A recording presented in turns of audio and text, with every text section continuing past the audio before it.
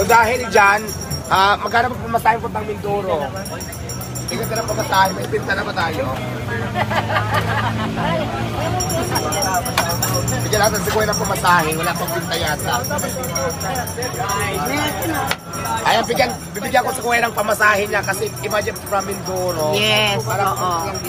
Ang laki ng effort na ginawa ni Kuya. Ayan, pamasahe mo yan na kasi galing Mindoro tapos pakainin mo yung kasama mo. Salamat po sa aking pinaka-inaayos ko sa lahat. Habang buhay ko po itong dadalhin para sa kanila po. Kasi habang po ako yung mag-drive, lagi ko po natin ito. Alam mo guys, yung binigay ko kay Kuya, hindi yun bayad ha. Masasalamat ko lang yun. Siyempre yung effort nila galing pa ng Mindoro para may pamasahe siya at may pagkain sila. Kasi ano sila eh, apat yata sila. So, hindi yun bayad ko ha, para ipatato ako. Kung sa loob ko binigay kay Kuya, kasi nakita ko naman yung effort niya, siyempre yung support niya, kaya ako naman, sa abot lang din na magkakaya ko, bibigyan ko siya bilang isang tulong lang yun para sa pamasahe sa pagkain ng team niya. So maraming salamat sa iyo Kuya. Ingat kayo. So ngayon pakainin mo na lang sila dyan. Diwata, waiting mo nag-request mo.